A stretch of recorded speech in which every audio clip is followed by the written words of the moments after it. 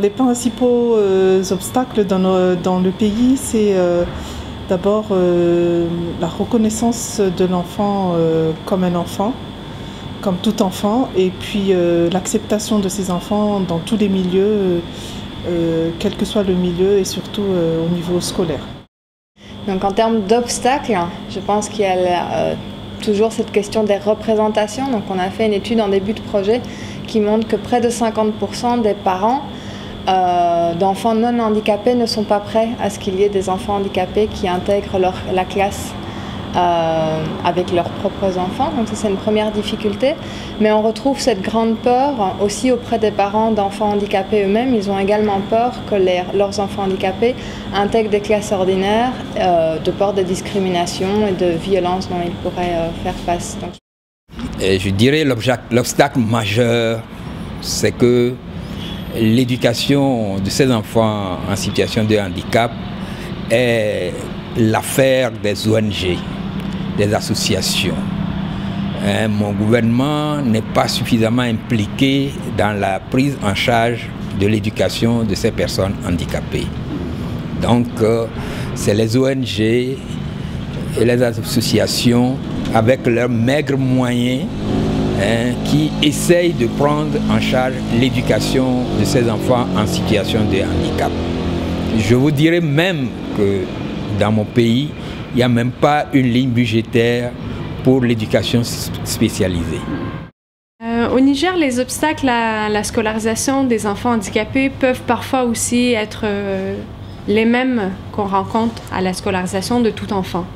Parce que le système scolaire nigérien est encore assez fragile. C'est un système qui est en expansion, en développement et qui, dans ce processus d'expansion, connaît certaines réussites et connaît aussi certaines difficultés qui vont impacter sur la scolarisation des enfants.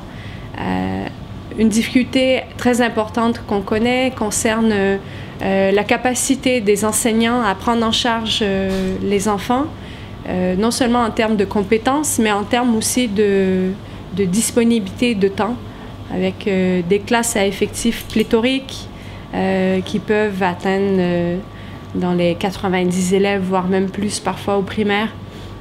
L'enseignant se sent dépassé par la lourdeur de sa tâche et de ce fait arrive difficilement à pouvoir se concentrer et à développer des stratégies, des approches qui puissent répondre aux besoins spécifiques de certains enfants qu'il a dans sa classe.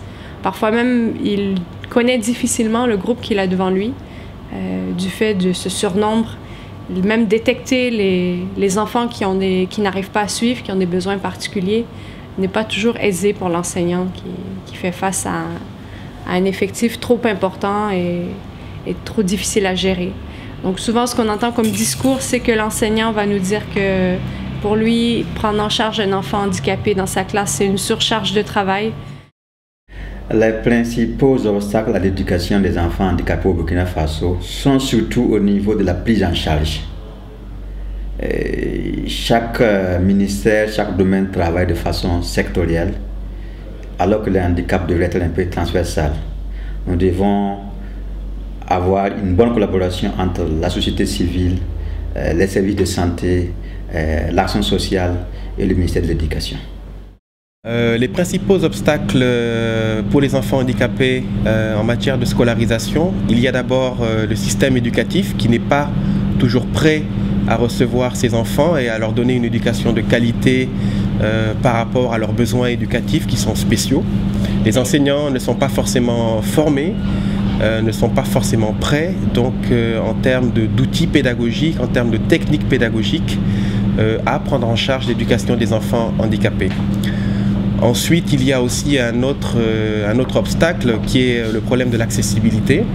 Souvent, nos écoles ont une architecture qui ne permet pas donc la mobilité des enfants handicapés dans l'enceinte de l'école.